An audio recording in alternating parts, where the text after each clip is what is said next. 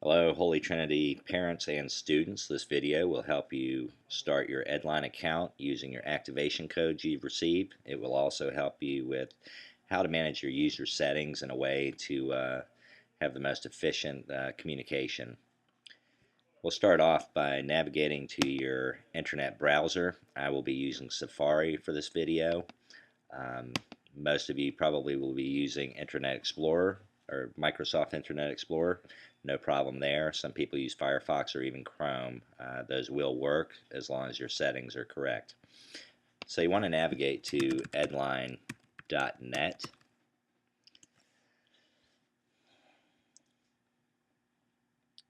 Making sure that you have your activation codes handy. And once you get there, I'm going to go ahead and not worry about the fact that I have an account already set up, but what we are going to do is you're going to go down to the sign up area and click the click here if you have a new activation code. So we're going to go ahead and click here. Very simply, Edline will ask you to enter your activation code you've been sent. If you're a parent, make sure you use the parent activation. If you're a student, make sure you use the correct activation code as well. We will be working with a student named Ferris Bueller today, so you'll go ahead and put in your activation information. Caps are not required.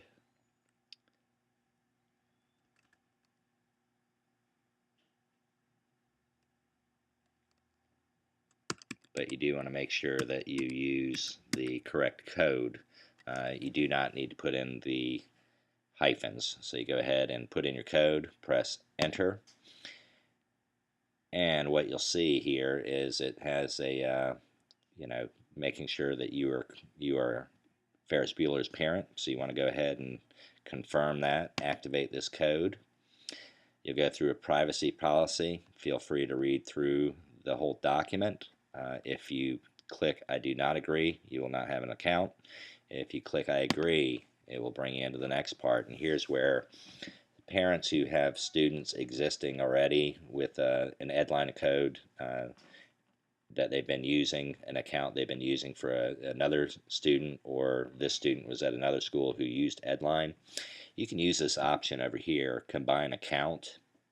And what that'll do is allow you to place multiple students, multiple children that you have on one account so you don't have multiple logins.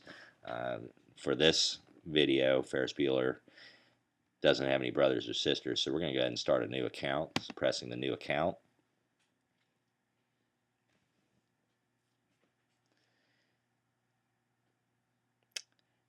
And it will ask you to choose a screen name and password. Now, screen name is it has to be a screen name that's unique universally. So if somebody else has the same screen name in Edline anywhere in the world, they will not be able to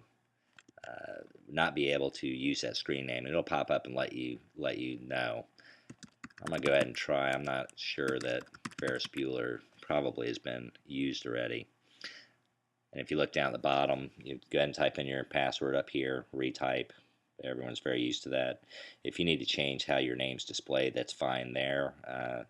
Or else you can use what Edline's already put in there for you. We're going to go ahead and push continue and see if Ferris Bueller is a screen name we can use. And of course it's already in use, so we're going to go ahead and Ferris Bueller 1, 2, 3, 4. And that works. What it'll bring us up to next, it'll ask you for account settings. Do not push done. You're definitely not done. One of the things you want to do is you can edit your basic profile. No one sees that. That's for you. But if you go into edit basic profile, you can put a picture there. That's fine. We won't see it. However you want to do that, we're going to go ahead and cancel not update the basic profile. But here's what I do want to talk to you about. See where it has email, phone, and notifications. The school uses email quite a bit. You should expect about 2 or 3 emails from the school, whether it's a teacher, myself, or some type of club or PTO event. If you don't have an email in here, you will not know a lot of different things that's going on at the school. So we're going to go ahead and type in an email address for Ferris Bueller because we do want to, and we're going to click the edit button over here. But we do want to add, as a parent, I want to know what Ferris is up to. So I'm going to go ahead and put in an email address so I get notifications, and that way I know what's going on at school. If there's any emergencies or any information the school wants to get to me, I want to make sure that I have that. So automatically, if you put an email address, it doesn't matter if it shows on profile. That, again, the most it's going to do is allow the principal to see your email address. But when you sign up for your email, you automatically are going to get emergency alerts. That's great, but that's not going to be the only types of messages we have. So I'm going to go ahead and click school messages because I want to know what's going on at the school, and I want to allow teachers, when they send out information, I want to be able to get it. Private reports is not anything that's private in a security sense. What private reports are, it's an email notification to let you know. Let's say your math teacher has just added grades onto Edline for your child, in this case Ferris. It'll send you an email to let you know that the math grade for Ferris or assignments have been updated. So you get an email, and it'll help you keep up with when grades change. So we're going to go ahead and save that email address into Ferris, and a confirmation that an email has been sent to me, and check my email link and include the message to confirm this email. So here's what happens. You put the email address in, it's going to send you a confirmation email. You have to go into your inbox and confirm that you indeed want to receive those. So you have to validate that email address. So make sure you go into your email and do that. Next thing I want to do is I want to edit phone, because at the school here we will use text messages. It's rare, but let's say we have a school closing, we have a snow event, or a water main break, and we need to let you know that we're closing school early.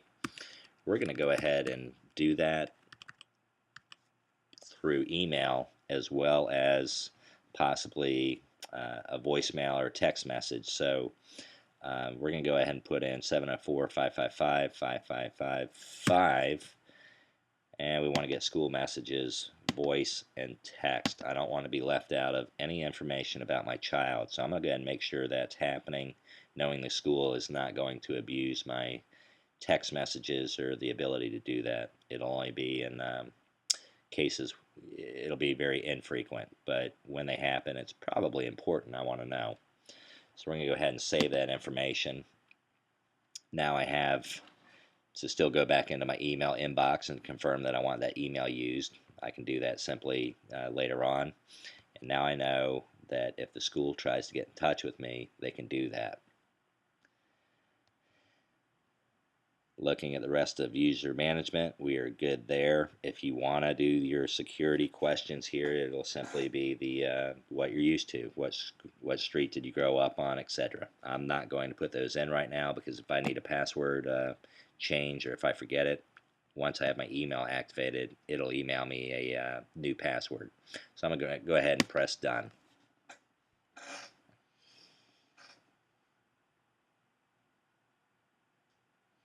And at this point, I am logged in as Ferris's parent, and I will have classes up on the next video and how to navigate to those, as well as general navigation of Edline. Thank you very much for watching this video, and I hope it was helpful.